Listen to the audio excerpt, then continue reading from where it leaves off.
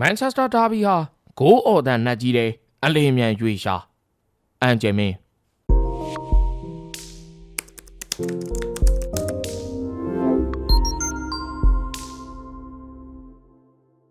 တကယ်အချိန်မှရောက်လာခြင်း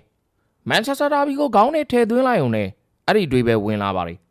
ကွာဒီယိုလာတစ်ခေလုံးမှာမန်ယူထက်သားလွန်နေတဲ့အသင်းဆိုတဲ့အခြေခံသဘောတူညီချက်ကတော့မပြောင်းလဲပါဘူးအခုလဲဒီတိုင်းပဲဆင်းလာကြအောင်မှာပါဒါပေမဲ့လက်ရှိမြေပြင်နေသားကိုသုံးသပ်လိုက်ရင်တော့ဒီပွဲမှာအဲ့ဒီလိုတစ်ဖက်သက်ဆန်မှုတွေရှင်သန်ဆိုလက်နေဖို့မဖြစ်နိုင်ပါဘူးနှစ်သင်းလုံးမှာအကောင်းနဲ့အဆိုးဟာရောထွေးနေပါတယ်အကွက်ရွှေမိုင်းအစားခံမယ်ဆိုတဲ့တင်းမာနေသောရန်တရားဟာလဲပတ်နေတယ်ကျွန်တော်အဲ့ဒါကိုပြောကြည့်ကြအောင်လားမိုက်ကယ်ကာရီရဲ့မန်ယူယာယီနီးပြဘဝပထမဆုံးချိန်ကိုပြန်သွားဖို့အထိမယူရပါဘူးဒါပေမဲ့၃ပွဲသာကင်တွယ်ခဲ့ရတဲ့မှတ်တမ်းမှာတပွဲမှမရှုံးစေခဲ့ရဘူးဆိုတဲ့အလံကလေးလွင့်နေမှာကိုကျွန်တော်တို့ဓာတ်စီလို့ရနိုင်လိမ့်မယ်မဟုတ်ပါဘူးပရီးမီးယားလိမှာချယ်ဆီကိုတရေအာစတင်ကိုနိုင်ပြီးချန်ပီယံလိဝေးကွင်းမှာဗီလာရီယယ်ကို2ဂိုးပြတ်ကစားနိုင်ခဲ့တယ်ဆိုတာမိုက်ပါတယ်ခဏလေးပေမဲ့ယူဆောင်လာမယ့်မှတ်တမ်းမျိုးပါဒါပေမဲ့အဲ့ဒါထက်ပိုတာကအမ်မိုရင်ဖီအားများလွတ်မြောက်ခြင်းပဲငါကမင်းတို့နောက်ကိုမလိုက်မင်းတို့ကသာငါနောက်လိုက်ကြပြီဆိုတဲ့အထားမှာသူတို့ဘလို့တွေတော့ညှဉ်းနှွမ်းခဲ့ရမလဲချိန်တိုင်းဂိုးပေးနေရတဲ့ခံစစ်ကိုပြောင်းလဲမပေးနိုင်ခဲ့တာကြောင့်လဲဂိုးရဖို့ဆွမ်းဆွမ်းတမန်ကစားခဲ့ကြသူခေါင်းတွေလဲထွက်သွားပုံကျွန်တော်တို့မြင်တွေ့ခဲ့ကြဘူးပြီပေါ့ကာရီယာကစားမဘွားကလေးကဆိုင်းလန်ဟီးရိုးလို့ကြော်ကြားပါတယ်မန်ပရိသတ်တွေရဲ့အလေးနဲ့ရှိများကလည်းသူ့စီမှာအသေးချာစိုက်ဝင်ထားတာပါသူကိုဆိုးရှားတဲ့ပုံပြီးလိုအပ်ခဲ့ကြောင်းအတန်ပြုခဲ့ကြတာကြည့်ရင်အိုထဖိုဟာကာရီမီတန်ဆွဲတွေနဲ့ညံဟိနေနိုင်ပါတယ်ဒါမန်စီးတီးတာလုံမှုတွေကိုဆွဲပိတ်ပစ်လိုက်ဖို့လုံလောက်မလားအနိုင်ဆုံးစိတ်ကူးရင်ခွင့်ရှိလာပါတယ်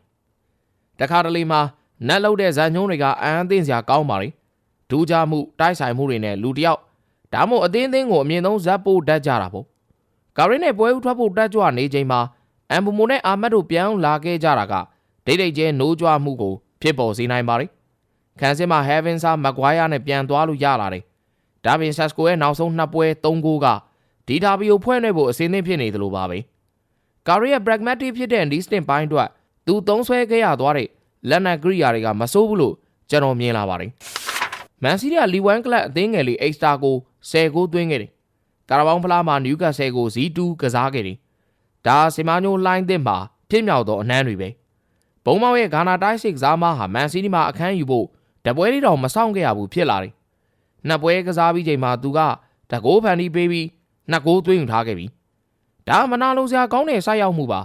ဒါမဲ့လီတစ်ခုတည်းကိုဖျက်ကြည့်ရင်သူတို့ကနောက်ဆုံး3ပွဲဆက်တေးကြထားပါလေဆန်နာလန်ကွင်းမှာတေးကစားခဲ့သလိုအိမ်ကွင်း2ပွဲဆက်မှာချယ်ဆီနဲ့ဘရိုက်တန်တို့ကို1-1တွေကြီးကစားခဲ့တာပါဒီအလက်တွေရဲ့အကျိုးဆက်ဖြစ်ဂွာဒီယိုလာနဲ့လမ်းခွဲချိန်တန်ပြီလားဆိုရင်မေးခွန်းနေတော့ကျဲလောင်လာခဲ့ပါသေးတယ်ဒါကြောင့်မန်စီးတီးဘက်ကကြည့်ရင်ပတ်ကိုဗာရှင်းအမြင့်ဆုံးပိုင်ဆိုင်နိုင်တဲ့ပွဲလို့သတ်မှတ်ကြပါလိမ့်မယ်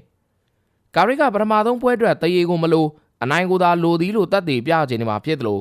ဂွာဒီယိုလာဘက်ကလည်းငါအားငုံကြည့်ရင်စမ်းကြည့်ကြပြီလို့သူ့ရင်နဲ့ကြွေးကြော်ပြီးသားဖြစ်နေပါလိမ့်မယ်ဒါပေမဲ့ဒီပွဲမှာ DS နဲ့ Gvardiol တို့မပါဝင်နိုင်ခြင်းကအထင်ရှားဆုံးသဲလွန်စားတစ်ခုဖြစ်သွားနိုင်ပါတယ်။ကူဆာနော့နဲ့မက်ဆယ်လင်းတို့ဟာဘက်စိတ်ကြိုက်နောက်ခံလူတွေဖြစ်ခဲ့တယ်ဆိုရင်တော့ဟိုနှစ်ယောက်ရဲ့သေးချာမှုမျိုးကိုပေးစွမ်းနိုင်လိမ့်မယ်မဟုတ်ပါဘူး။ဒီပွဲမှာမန်စီးတီးရဲ့အပေါ်သိမ်းဖြစ်တည်နေမှုကြီးကိုရဲသွမ်းသွေးလိုပါတယ်။ဒါမန်ယူရဲ့ခိုင်လုံလှတဲ့အကြောင်းတရားတစ်ခုမဟုတ်ဘူးဆိုရင်တော့စိတ်ပိုင်းဆိုင်ရာလင်းပွင့်မှုအပါအဝင်တခြားသောပေးထားချက်များအရသူတို့ကိုအကောင်းမြင်ပေးဖို့ဖြစ်နိုင်စေပါတယ်။မန်စီးတီးရဲ့ psychological deadlock တွေဟာဖလားပြိုင်ပွဲနှစ်ခုမှာတကယ်ကုံဆုံးသွားပြီလားဆိုတာကလည်းတန်တရားဝင်စရာရှိနေတော့ပါဒါတော့မန်ကိုစွန်သားရွေးချယ်ဖို့ငါမြင်းစည်းတယ်ဆိုတာမျိုးကျွန်တော်လုပ်လို့ရနိုင်ပါတယ်ဒါပေမဲ့လီ14ပွဲမှာ73ဂိုးပေးထားတဲ့ခန်းစစ်ကကာရီလက်နဲ့ထိရင်ရွှေဖြစ်သွားလိမ့်မယ်လို့တော့ဇွတ်တွေမတွေးခေါ်သင့်ပါဘူးဒါစီမာညိုဒါမုံဟာလန်တို့ချန်လက်ထားပေးရမယ်အကွက်တစ်ကွက်ဖြစ်ပါတယ်ဒါ high scoring draw ပွဲနေတဲ့ပွဲစီဦးတည်နေရလို့ကျွန်တော်တယောက်အနေနဲ့ယုံကြည်လာပါတယ်မှားရင်ရည်နိုင်ပါတယ်ပွဲကြိုဆိုတာကိုကဟာသားဘက်နည်းနည်းရောက်ပါတယ်